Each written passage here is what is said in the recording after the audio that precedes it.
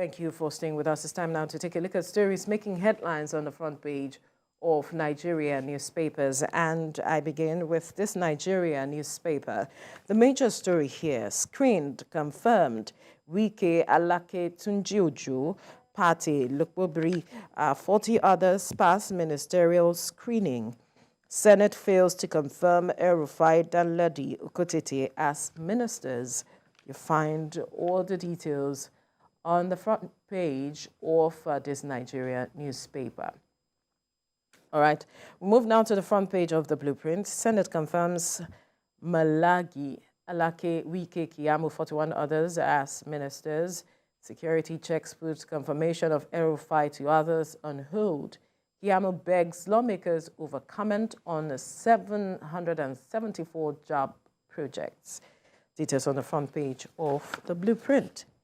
Ministerial screening, how Tinubu saved Kiamu from senators baying for blood. Ministerial screening, how Tinubu saved Kiamu from senators baying for blood. Details on the front page of the First News newspaper. To the Nigerian News Direct, ministerial appointments suspense as Senate confirms 45 nominees, drops El-Rufai to others, cites controversy over security reports and checks. Kemi.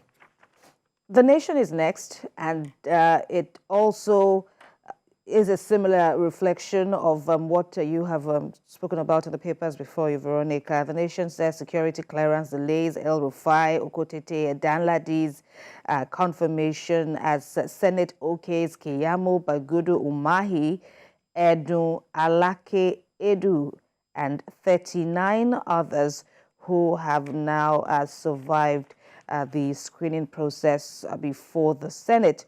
It's also the same we see on the leadership next. Tinubu cabinet is the lead story there, the lead headline. That is, Senate hangs confirmation of El-Rufai, Ukotete, and Danladi over security clearance. It's a different twist for the Daily Sun, which is now before us. It's leading with the development, the latest development on Niger, saying ECOWAS leaders perfect action plan. Meet on Thursday this week as Mali, Burkina Faso plan to send delegation. In the meantime, a reaction back home as the Middle Belt Forum advises President Tinubu to focus on Nigeria's problems instead. On the Punch, federal government withdraws contempt suit against Labour. This might just be an encouraging turn of events now, with the Labour Congress saying it may suspend strike. The Punch says federal government withdraws the controversial contempt suit against the Labour groups, with NLC speculated to suspend strike as a result of this development. On Business Day now, it's about financial implications, so to speak, of the Niger coup, with Nigeria's $1.3 billion trade via Niger Republic at risk over border closure. Nigeria's $1.3 billion trade via Niger at risk over border closure. Daily Trust now, still on the Niger Republic. Niger space closure, Europe-bound flights diverted amidst fear of fare hike. Lagos-London one-way ticket cost 5.6 million naira. Mali, Burkina Faso send delegation to Niger as Air France suspends flights. ECOWAS to meet again on Thursday this week.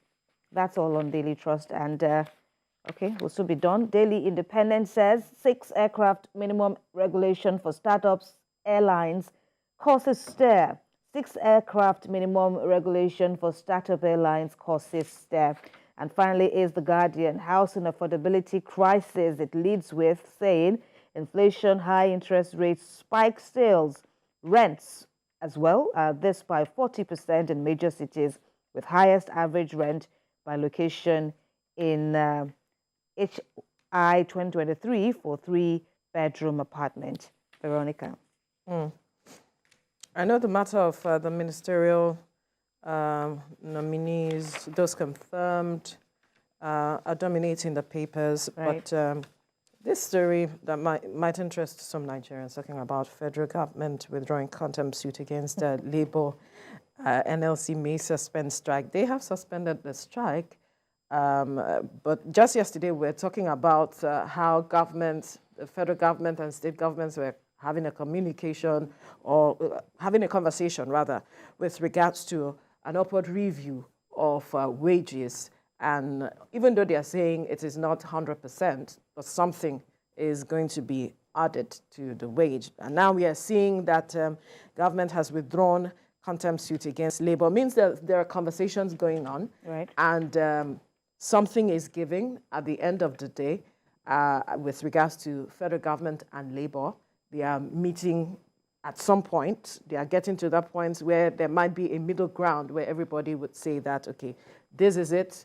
These are the issues we have tabled, and government might be saying this is how far we can go with regards to increments. Recall that Labour is saying 200,000 naira increments. Right.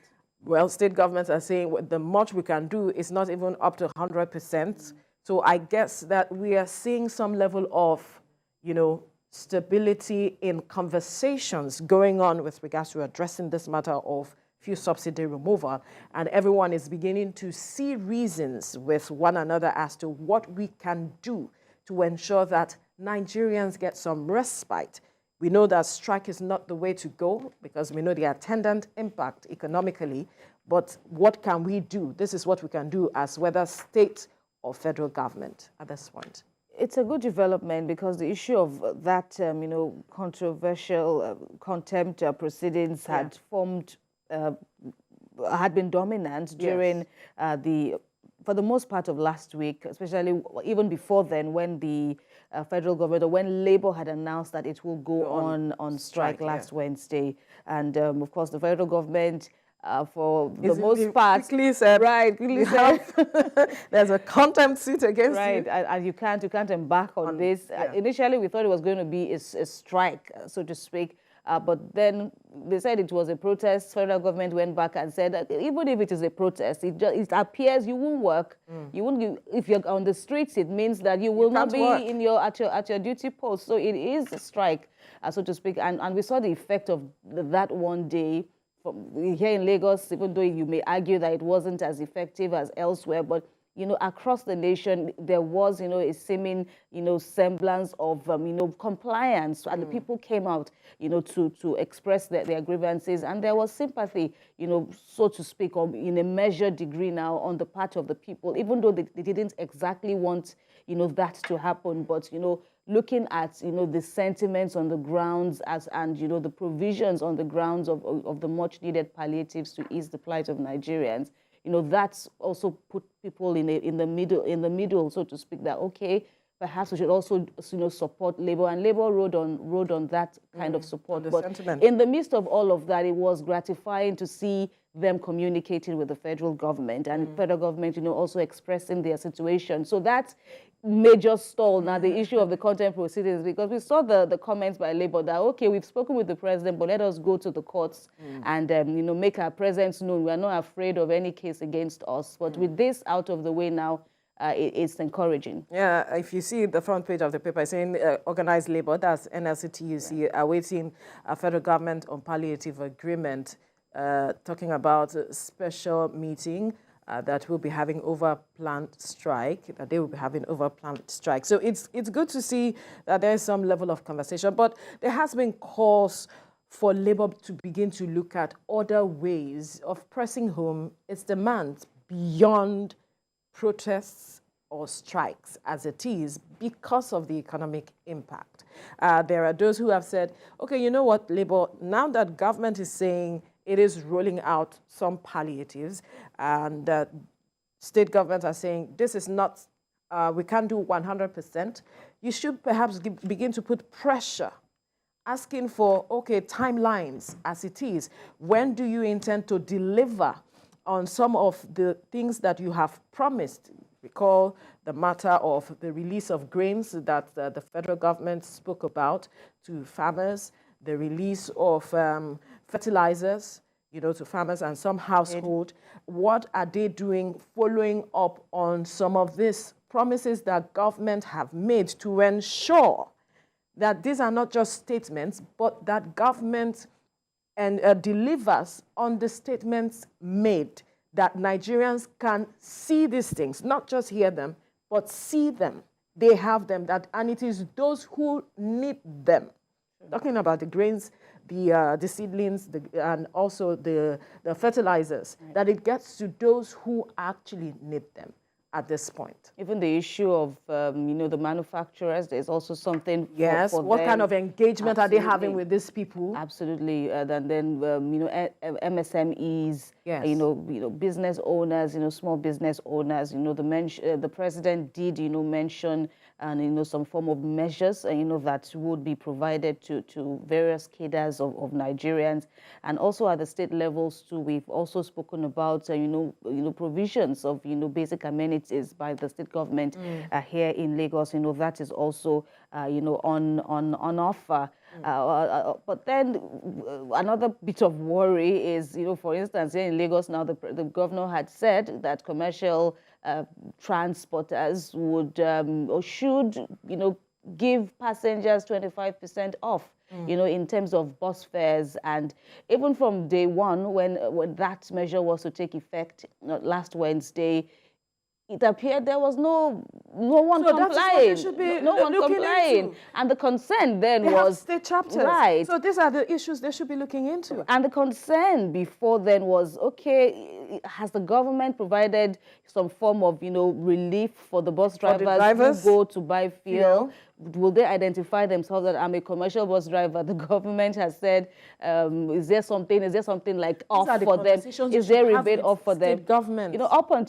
Up until Sunday, even up until this moment, it has still remained the same. In fact, from my experience on Saturday, it was even higher than, the post-subsidy removal era. It was higher, and there was no traffic on the road. And I was wondering, I then recalled what the governor said.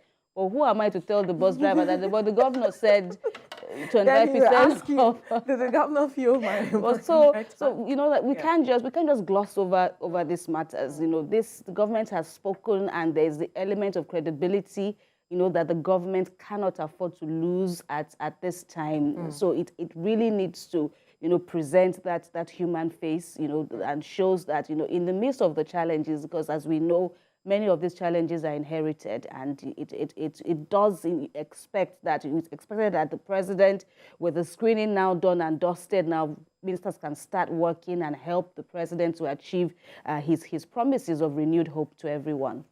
Absolutely. And so Labour is expected to be the go-between between government and the people as it stands, ensuring that government delivers on the promises made with regards to the palliatives as it stands. So they should start engaging, the various state chapters should start engaging state governments as it is at this point,